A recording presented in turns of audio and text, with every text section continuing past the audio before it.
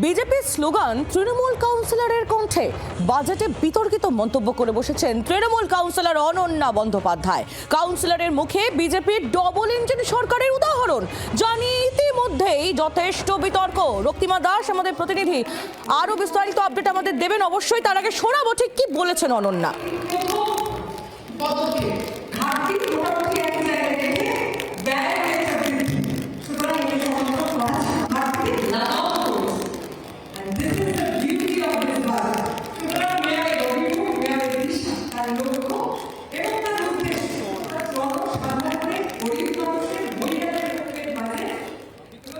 কথা বলবো রক্তিমা দাস আমাদের প্রতিনিধি আমাদের সঙ্গেই রয়েছেন টেলিফোন লাইনে। রক্তিমা, গতবারের বাজেটেও অনন্যা বন্দ্যোপাধ্যায়ের মন্তব্যে বিতর্ক তৈরি হয়, আবার তিনি একটি বিতর্কিত মন্তব্য করে বসলেন।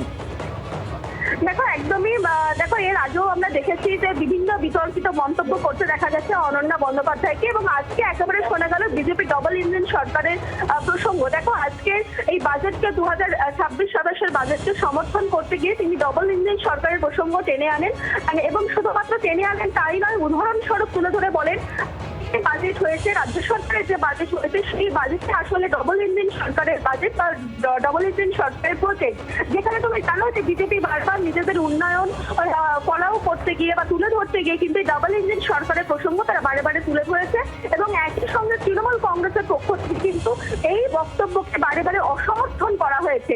সেই জায়গা থেকে তৃণমূল কাউন্সিলর তিনি একেবারে বাজেটে দাঁড়িয়ে এই রাজ্য সরকারের বা কলকাতা কর্পোরেশনের যে শাসক দলের বাজেটকে ডাবল ইঞ্জিন সরকারের বাজেট বলে উল্লেখ করছেন। জানি ইতিমধ্যেই বিতর্ক তৈরি হচ্ছে। রক্তিমা, ধন্যবাদ তোমায়। রক্তিমা দাস আমাদের প্রতিনিধি ছিলেন আমাদের সঙ্গে টেলিফোন লাইনে। আমরা কথা বলবো বিজেপির প্রধান মুখপাত্র দেবজিৎ সরকার এই মুহূর্তে রয়েছেন আমাদের সঙ্গে টেলিফোন লাইনে। দেবজিৎ বাবু, বিজেপির স্লোগান অর্থাৎ আপনাদের স্লোগান শোনা গেল এবার তৃণমূল কাউন্সিলর অনন্যা বন্দ্যোপাধ্যায়ের গলায়। তিনি এই বাজেটের বিষয় তুলতে গিয়ে, বাজেট সমর্থন করতে গিয়ে বিজেপির ডবল ইঞ্জিন সরকারের উদাহরণ টেনেছেন 26-27 বাজেটকে সমর্থন করতে গিয়ে।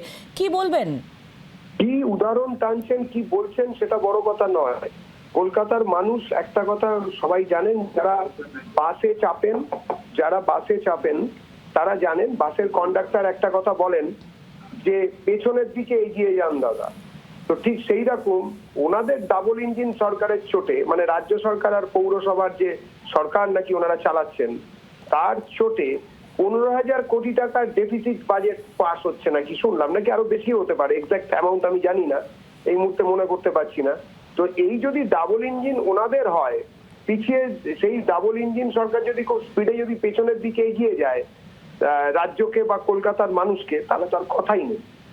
এবং বিজেপি আসবে, এইসব সমস্যার সমাধান হবে। সত্যিকারের ডাবল ইঞ্জিন সরকার, গঙ্গোত্রী থেকে গঙ্গাসাগর অব্দি যে সরকার তৈরি হবে, বিজেপির সরকার, জনতার সরকার, মানুষের সরকার, সেখানে এই ধরনের ডেফিসিট ব্যালেন্স করতে হবে না, কাটমানির গল্প থাকবে না, কুকুর চুরি হবে না, এটা আমরা জানি। ধন্যবাদ দেবজিৎ বাবু।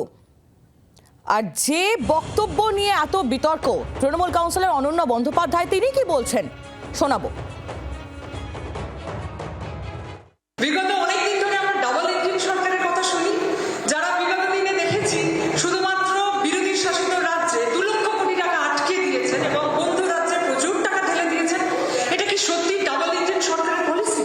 রাদার আমি যেটা বললাম, অর্থাৎ রাজ্য সরকারের বাজেটকে কাজে লাগিয়ে কলকাতা কর্পোরেশনের নাগরিকদের আরো ইন্টেন্স পরিষেবা দেওয়ার জন্য যে সুচিন্তিত বাজেট, তাকেই বলে ডাবল ইঞ্জিন সরকারের প্রজেক্ট বা কোঅর্ডিনেশন। বাংলার আওয়াজ, বাঙালির আবেগ, জি 24 ঘন্টা।